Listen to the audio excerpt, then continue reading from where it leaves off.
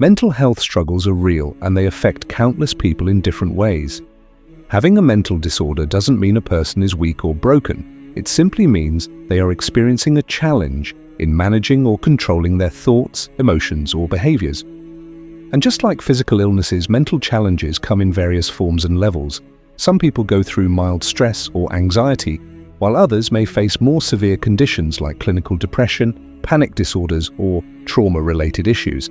But here's the beautiful part, and it reflects the mercy and justice of our Creator. Allah knows what you're going through, even when no one else does. He is aware of your silent battles, your moments of fear, your episodes of sadness, and your struggle just to keep going. Every tear, every restless night, every moment of confusion or emotional pain, it is not lost with Allah. Listen to this powerful hadith of the Prophet Muhammad as reported in Sahih Muslim. He said, "No fatigue, nor disease, nor sorrow, nor sadness, nor hurt, nor distress befalls a Muslim, even if it were the prick he receives from a thorn, but that Allah expiates some of his sins for that." This hadith is incredible in its depth. The Prophet is telling us that every difficulty a believer faces, whether it's a physical illness, emotional pain, mental distress, anxiety, depression, or even just a small injury, is a means by which Allah removes sins and elevates ranks. Think about that. Even a moment of worry or a wave of sadness due to past trauma or current pressure, even an insult from someone that hurt your feelings, or that tightness in your chest that you can't explain, Allah sees it all, and in His infinite mercy, He uses it as a way to purify you and bring you closer to Him. So if you are struggling mentally or emotionally, know that you are not alone. Not only are others walking a similar path, but more importantly, Allah is with you every step of the way. He sees your patience, He sees your perseverance, and for every bit of pain you endure, while holding on to your faith, He is rewarding you in ways beyond what you can imagine. Never be ashamed of your struggle. Seek help, take steps toward healing, but always remember, your patience is an act of worship. Your endurance is being recorded, and your pain, in the eyes of Allah, is never meaningless. Every moment of hardship you endure, whether it's emotional, mental, or physical, is washing away your sins by the mercy of Allah. You're not alone in this journey. You're not the first to struggle, and you won't be the last. In fact, the people closest to Allah, the prophets, peace be upon them all, faced the most difficult trials. They experienced sadness, loss, rejection, isolation, and immense pressure. Yet they remained patient and steadfast. Why? Because these trials were not signs of Allah's anger. On the contrary, they were signs of His love. The Prophet said, "The most severely tested of people are the prophets, then those closest to them, then those closest to them." These trials are not punishments. Sometimes, the stronger the trial, the greater the sign that Allah loves you. But here's the key: it depends on how you respond. You can turn that beloved status into something even more special with patience and perseverance. Or if you lose yourself in despair and rebellion, it can become a missed opportunity. Many people misunderstand what patience, sabr, really means. Patience is not simply waiting for pain to go away. It's not sitting still, doing nothing and calling it faith. True patience is a daily struggle. It's the internal battle to keep moving, even when every part of you wants to give up. Patience means wrestling with your own soul when your pain, your desires, and your thoughts tell you to give in, to escape through sinful means, to numb the pain with something harmful, to lash out at the world or stop trusting Allah. But instead, you say, "No, I will keep praying, I will keep asking, I will keep walking." You may carry sadness, you may still feel the trauma, the grief may still be with you, but you don't stop. You walk with the pain, you live with the grief, but you build around it. You let it shape you, not break you.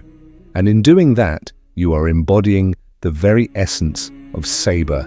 That kind of patience is beloved to Allah. That kind of endurance is honored in the sight of your Creator. That struggle, even when invisible to the world, is seen, known, and rewarded by the one who created you. There are many types of trials in life, but one of the most painful, perhaps the hardest of all, is losing a child. It is a tragedy that shakes the heart in a way words can never fully describe. And I truly believe, as many scholars and people of experience have said, there is no calamity more difficult to bear than the death of one's own child, especially when that child is young, full of innocence, dreams, and light. But even in this, the Prophet Muhammad never told people to just get over it. He didn't dismiss their grief or rush them to move on. He didn't say, be strong and leave it at that. Instead, he gave them hope. He gave them presence. He gave them permission to feel, but also guidance to grow through the pain, not by removing it, but by learning to build around it. Grief, especially over a child, may never completely leave. There will always be a scar, maybe even a hole that nothing else can fill. But the Prophet, peace be upon him, helped people live with that scar, not in despair, but in faith. Not in denial, but in spiritual growth. Let me share a story that shows his incredible compassion. There was a man among the companions of the Prophet who had a young son, just 7 or 8 years old. This little boy was known to everyone in the community as the pigeon of the masjid. Why? Because he was always fluttering in and out of the mosque, full of life and energy. Everyone knew him. Everyone loved him. The Prophet, peace be upon him, himself noticed him often. His presence lit up the masjid. One day, the father came to the masjid without his son. The Prophet, peace be upon him, noticed immediately. He looked around and asked, "Where is your son? I don't see him today." The man, with pain in his eyes, told him that his son had passed away. The Prophet's face changed. He felt the man's sorrow deeply. And then he said something incredibly moving. He told the man that if he remained patient and steadfast, Allah would reward him with a home in paradise, and that his son would be waiting at the gates of Jannah, holding his father's hand and guiding him in. This is the kind of empathy and hope that our Prophet, peace be upon him, gave to grieving hearts. He didn't erase the pain. He gave it meaning. He taught people that while the wound may never fully close, faith can grow around it, like roots around a stone. You can still have a meaningful, purposeful life with the scar, not despite it. This is the way of Islam. We don't deny emotions. We don't rush healing. We acknowledge the pain, but we keep walking toward Allah, trusting that every tear, every ache, every moment of patience will be rewarded beyond imagination. When the Prophet noticed that the man's son was missing, he immediately asked, "Where is your son?" One of the other companions replied, "O Messenger of Allah, haven't you heard? His son has passed away." As soon as the Prophet, peace be upon him, heard those words, he didn't wait. He didn't send someone else to console the man. He got up and rushed to his house himself. When he arrived, he placed his blessed hand on the man's shoulder, feeling the weight of his pain, and he said something truly profound, something that teaches us how to support those in grief and how to see beyond the present moment.